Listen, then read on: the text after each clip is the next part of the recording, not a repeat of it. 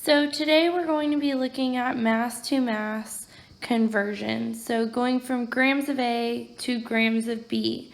Now if you look back at your mole chart you created yesterday, you should see that there is no direct path that connects grams of A to grams of B. So the path that we must take is to go from grams of A to moles of A, and then we need to cross our molar ratio bridge to get to moles of B, and then we would be able to go up to grams of B. An everyday example of a reason why we would need to do a mass-to-mass conversion would be if we are looking at airbags that are in cars. They are inflated from the decomposition of sodium azide to nitrogen gas. So if you were to form too many grams of nitrogen gas, the airbag could seriously injure the passenger. So ultimately, we need to know the number of grams of sodium that we need to put into the airbag so that it will safely inflate and protect the passenger and not hurt the passenger. Okay, so next we're going to try a mass-to-mass stoichiometry problem. This is the example that is in your notes packet from yesterday. So here we want to determine the mass of water that is produced from the decomposition of 25 grams of solid NH4NO3. So my first step is to underline what was given. So I was given 25 grams of NH4NO3, and ultimately I want to know how many grams of water are produced. So now I'm going to label my chemical equation. So I know I have 25.0 grams of NH4NO3, and I want to know my number of grams of water. So let's build our trail. I'm starting out with grams of NH4NO3, and I can go from grams to moles.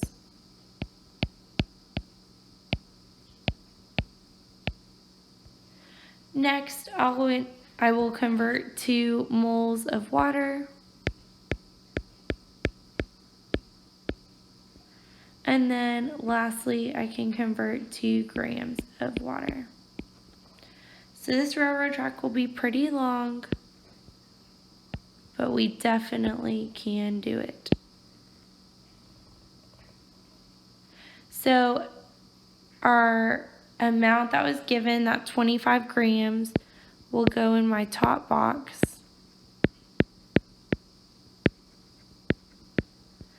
Then I will put my unit and substance, grams of NH4NO3 on the bottom, and then I want to convert to moles of NH4NO3.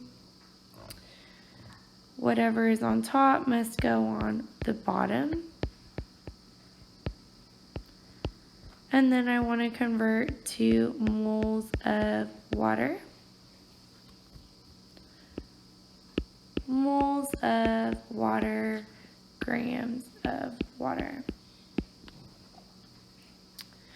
So next we're just going to look at a section at a time. So I have mole over gram. So I know that I will end up with 1 mole, and then I need to figure out the molar mass of NH4NO3.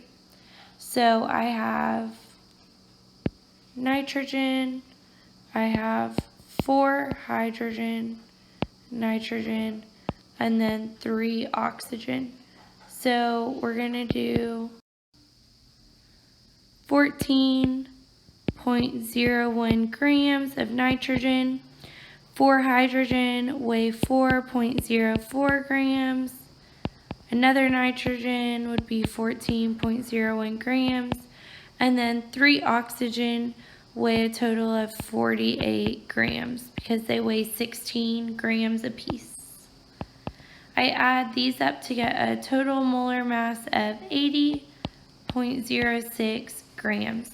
So this molar mass we will plug in right here.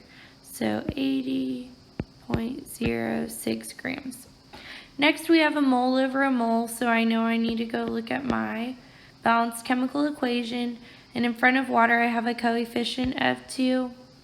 And in front of NH4NO3 I have a coefficient of 1. Our last step here is we have grams of water over moles of water. So I know that in 1 mole of water, there are 2 hydrogen and 1 oxygen, which weigh a total of 18.02 grams of water. So next I just need to do 25 times 1 times 2 times 18.02 divided by 80.06.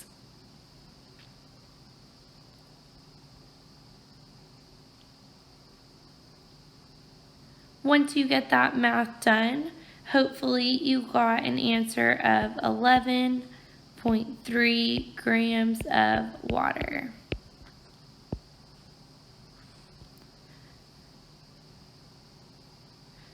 So one thing that we know, if I produced a total of 11.3 grams of water and I have 25 grams on my reactant side, then we could easily figure out the grams of N2O as well, because the law of conservation of mass tells us that no mass is created or destroyed. So we can easily do 25 minus 11.3 and figure out that we have a total of 13.7 grams of N2O,